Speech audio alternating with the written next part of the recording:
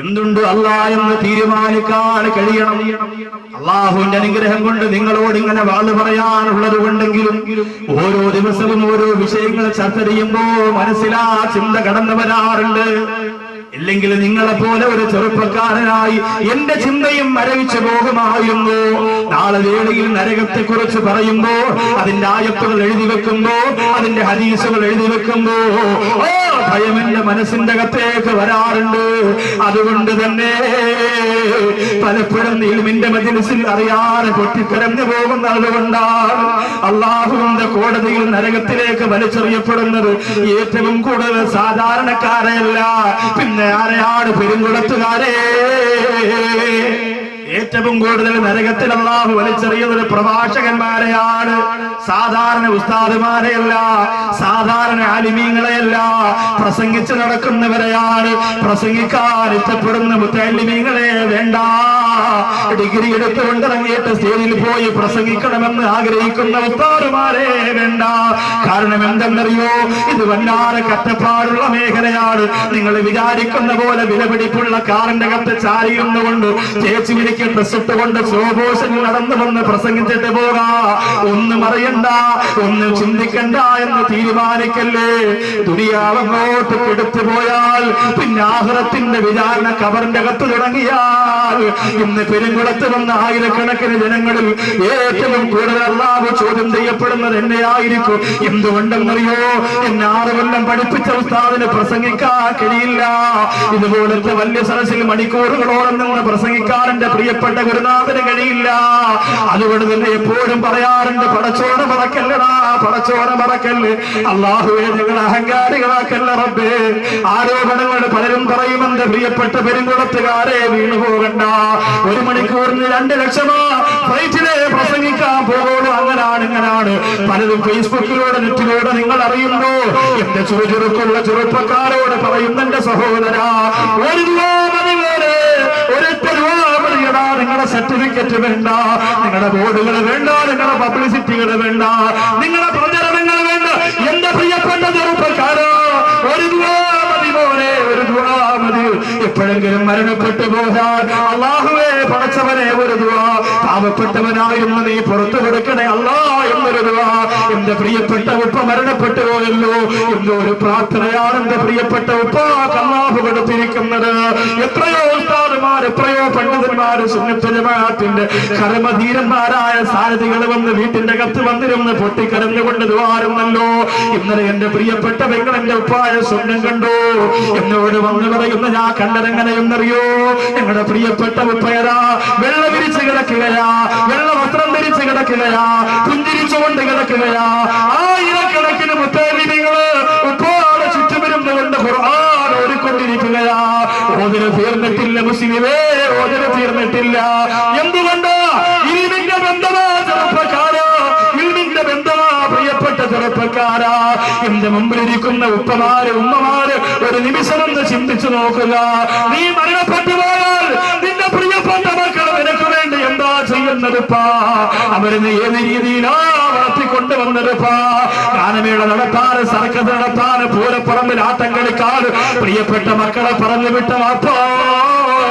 തിരുനാളും തന്നെ ആ മക്കളുടെ വിരൽ തുണ്ട് പിടിച്ചുകൊണ്ട് അറാമിന്റെ കൂത്തരങ്ങുകൾ കാണാ. ബീച്ചിലും പാർക്കിലും കറങ്ങി നടന്നുകൊണ്ട് 7 വയസ്സുള്ള, 9 വയസ്സുള്ള, 11 വയസ്സുള്ള, 15 വയസ്സുള്ള മക്കളുടെ മനസ്സിലേക്ക് ആറാമ് കുത്തി നിറച്ചോരമുണ്ടോ? നീ മരണപ്പെട്ടു പോയാൽ ഒരു ദുആ നിനക്ക് കിട്ടോ? എന്റെ ഉമ്മാക്ക് പുറത്തു കൊടുക്കണേ അല്ലോ എന്നൊരു ദുആ നിനക്ക് കിട്ടോ? അതുകൊണ്ട് ഈ രാത്രി ചിന്തിക്കുക.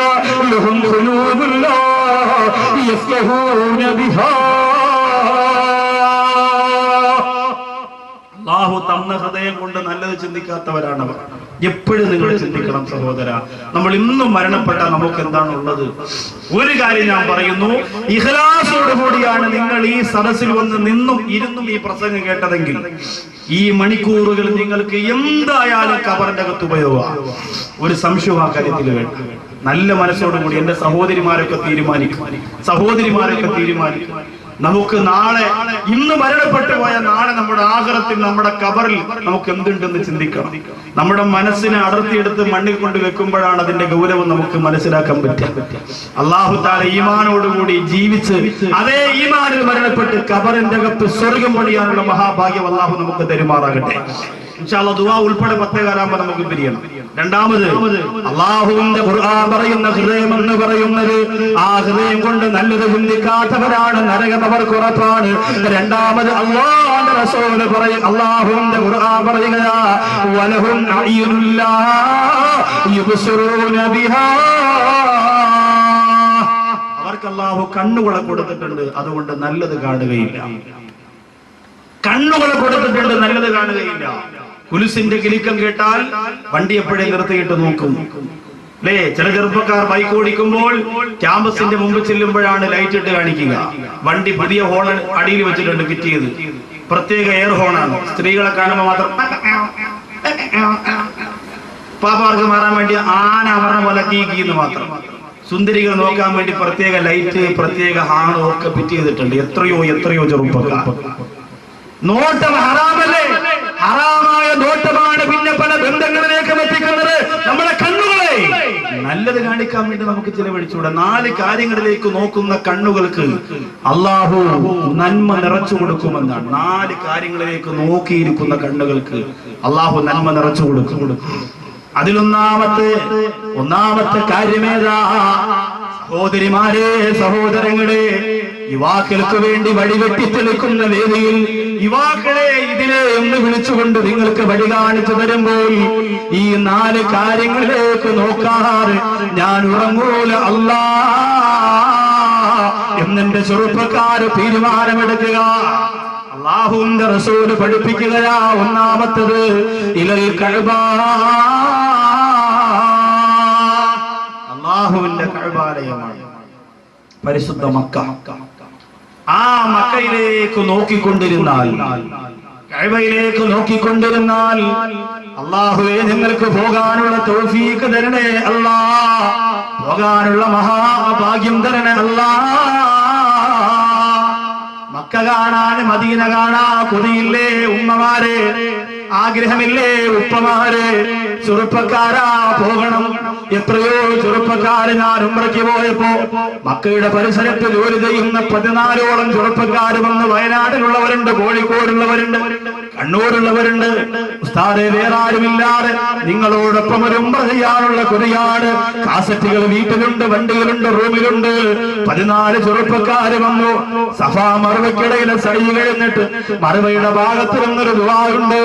ആ ദുആ ചെയ്യുന്ന സമയത്ത് 14 ചെറുപ്പക്കാര് പൊട്ടിക്കരന്നുകൊണ്ട് പറഞ്ഞു, ഉസ്താദേ, എല്ലാ മാസവും ഞങ്ങൾ ഉംറയ്ക്ക് വരാറുണ്ട്. അല്ലാഹു ഞങ്ങൾക്ക് ദാരിദ്ര്യവും കഷ്ടപ്പാടും തന്നാലും മക്ക എന്ന് പറയുന്ന ഈ പുണ്യഗേഹത്തിലേക്ക്, കഅബാലയത്തിലേക്ക് നോക്കിക്കൊണ്ടിരിക്കുമ്പോൾ എല്ലാ സങ്കടവും നമ്മൾ മറന്നു പോകുകയാ, എല്ലാ നൊമ്പരവും നമ്മൾ മറന്നു പോകുകയാ. നീയത്ത് വെക്കണം ചെറുപ്പക്കാരാ, മക്ക കാണാൻ, മദീന കാണാൻ നീയത്ത് വെക്കുക. വള്ളക്കടവിലെ പാവപ്പെട്ട 10 സഹോദരങ്ങളെ, സഹോദരിമാര് ഉംറ ചെയ്യാൻ അവർക്ക് നിർബന്ധമില്ല, ഹജ്ജ് ചെയ്യുന്നവർക്ക് നിർബന്ധമില്ല, കഞ്ഞി കുടിക്കാൻ പോലും വകയില്ല. പക്ഷെ അവിടെ മനസ്സിൽ വല്ലാത്ത കൊതിയാണ്. മക്ക കാരണം, മദീന കാരണം. 8 പേരെ കൊണ്ടുപോകാൻ ആളായിട്ടുണ്ട്, 8 പേരെ കൊണ്ടുപോകാൻ ആളായിട്ടുണ്ട്. ഞാൻ കൊണ്ടുപോകാം ഒരാള്, ഞാൻ കൊണ്ടുപോകാം ഒരാള്, ഞാൻ കൊണ്ടുപോകാം ഒരാള്. 10 പേര് നീയത്ത് ചെയ്തു. ഞാൻ മനസ്സിൽ പാവപ്പെട്ടവരല്ലേ, മക്കയെ കുറിച്ച്, മദീനയെ കുറിച്ച് വള്ളക്കടവ് പള്ളിയിലൂടെ പ്രസംഗിക്കുമ്പോ, ആ പള്ളിയുടെ വിനാരത്തിലൂടെ പുറത്തു കേൾക്കുമ്പോ, വെള്ളിയാഴ്ച ലൈവായി ചാനലുകളിൽ ആ പ്രസംഗം കേട്ടുകൊണ്ടിരിക്കുമ്പോ പ്രിയപ്പെട്ട ഉമ്മമാര് പൊട്ടിക്കരന്നുകൊണ്ട് ഞങ്ങൾക്ക് പോണ്ടേ മദീനത്ത്, മക്കത്തെന്ന് കൊതിക്കുമ്പോ, അങ്ങനെയുള്ള ഉമ്മമാർക്ക് ഒരു അവസരം കൊടുത്തതാണ് 10 പേർക്ക്. അല്ലാഹു കബൂൽ ചെയ്യുമാറാകട്ടെ. പെരുങ്കുളത്തുകാരെ പൊട്ടിക്കരന്നുകൊണ്ട് പടച്ചവനോട് ദുആരക്കുക. മക്ക കാണാതെ, മദീന കാണാതെ മരിപ്പിക്കല്ലേ അല്ലാ. കഅബയെ കണ്ടുകൊണ്ടിരിക്കുന്നത് പുണ്യമാണ്. നോക്കിയാൽ റഹ്മത്താണ്, അടുപ്പ് ചെന്നിരുന്നാൽ റഹ്മത്താണ്, തൊട്ടാൽ റഹ്മത്താണ്. കോടിക്കണക്കിന് പ്രതിഫലമാണ് അല്ലാഹു മക്കയൊന്ന് കണ്ടുവരുമ്പോൾ ഒരു മനുഷ്യന് കൊടുക്കുന്നത്. അതൊരിക്കലും നിസാരമല്ല, അതൊരിക്കലും ചെറുതല്ല. അല്ലാഹുവിന്റെ റസൂൽ രണ്ടാമത് പറയുന്നത് എവിടെ നോക്കുമ്പോഴാണ് പുണ്യമെന്നറിയോ? ഇലൽ ഖുർആൻ ഇലൽ ഖുർആൻ, ഖുർആനിലേക്ക് നിങ്ങളൊന്ന് നോക്കിക്കൊണ്ടിരിക്കുക. അല്ലാഹുവിന്റെ ഖുർആനിലേക്ക് നിങ്ങളൊന്ന് നോക്കിക്കൊണ്ടിരിക്കുക. അതിന് വല്ലാത്ത പുണ്യമാണ് പെണ്ണേ. 27 രാവിലെ ഓരയിട്ട് ചന്ദനത്തിരിയെടുത്ത് മടക്കി അടയാളം വെച്ച ഖുർആൻ അടുത്ത റമദാൻ എല്ലാരും നോക്കൂലാന്ന് തീരുമാനിച്ച പെണ്ണേ. ഇന്ന് നിങ്ങൾക്ക് ഞാൻ സൂറത്ത് തൗബയിൽ ഒരായത്ത് പറഞ്ഞു തരാ പോകരാ. വീട്ടിൽ പോയിട്ട് വിലൂടപ്പെട്ട ആയത്ത് കണ്ടുപിടിക്കുക, അതടയാളപ്പെടുത്തുക. എല്ലാ ദിവസവും ഒരു 3 പ്രാവശ്യമെങ്കിലും നിത്യമായിട്ട് അത് ഓതാ തീരുമാനിക്കുക. ബഹുമാനപ്പെട്ട ബുഖാരി ഇമാം റളിയല്ലാഹു അൻഹു എന്തേ മിണ്ടാതിരിക്കുന്നത്? അല്ലാഹുവിന്റെ ഖുർആൻ എടുത്താൽ ഏറ്റവും സ്വീകാര്യോഗ്യമായ കിതാബ് സഹീഹുൽ ബുഖാരി റളിയല്ലാഹു അൻഹു. ബുഖാരി ഇമാമിനെ പരിചയമില്ലേ? പെരുങ്കുളത്തുകാരെ പരിചയമില്ലേ? നിങ്ങളുടെ പരിസരത്തൊരു സ്ഥാപനമുണ്ടല്ലോ, ദാറുൽ ഇർശാദ്. ആ സ്ഥാപനം ഉദ്ഘാടനം ചെയ്തത് മമ്മിക്കുട്ടി ഹസ്രത്തല്ലേ? എന്ന് ജീവിച്ചിരിക്കുന്ന സൂഫിയാക്കളിൽ വല്ലാത്ത മഹാനാണ്. അള്ളാഹു ദീർഘായുസ് കൊടുക്കട്ടെ, അള്ളാഹു ആഫിയത്ത് കൊടുക്കട്ടെ, അള്ളാഹു വിഷമങ്ങളെ മാറ്റി കൊടുക്കട്ടെ. ശബ്ദമടഞ്ഞ് തൊണ്ടകടഞ്ഞ് സംസാരിക്കാൻ കഴിയാറ് ഈ വിനീതൻ വല്ലാതെ വിഷമിച്ചിരുന്ന 3 മാസ കാലയളവില് മന്നാനി അറബി കോളേജിൽ മമ്മിക്കുട്ടി ഹസ്രത്ത് വന്നെന്നറിഞ്ഞപ്പോൾ ഓടിച്ചെല്ലുകയാണ് കാണാൻ. മുസാഫഹത്ത് ചെയ്തു. എല്ലാ ദിവസവും അസ്ർ കഴിഞ്ഞിട്ട് കൈ തൊണ്ടയിൽ വെച്ചുകൊണ്ട് ഓതാൻ ഒരായത്ത് പറഞ്ഞിരുന്നു. 23 ദിവസം ഓതാൻ പറഞ്ഞു. 23 ദിവസം ഓതാൻ പറഞ്ഞു. എങ്ങനെയാണെങ്കിലും അവനൊരു തീരുമാനം വരുമെന്ന് പറഞ്ഞു. 23 ദിവസം സംസാരിക്കാൻ കഴിഞ്ഞില്ല, ഒരക്ഷരം മിണ്ടാൻ കഴിഞ്ഞില്ല. വീട്ടിനകത്ത് ഇങ്ങനെ ഇരുന്നു. 23 ദിവസം ഓതാൻ പറഞ്ഞു. 23ന്റെ അന്നായിരുന്നു ഓപ്പറേഷൻ. കറക്റ്റ് ആ ദിവസം ഓതി തീർന്നപ്പോ അന്നായിരുന്നു ഓപ്പറേഷൻ നടന്നത്. അവരൊക്കെ വലിയ വലിയ മഹത്തുക്കളാണ്. ചില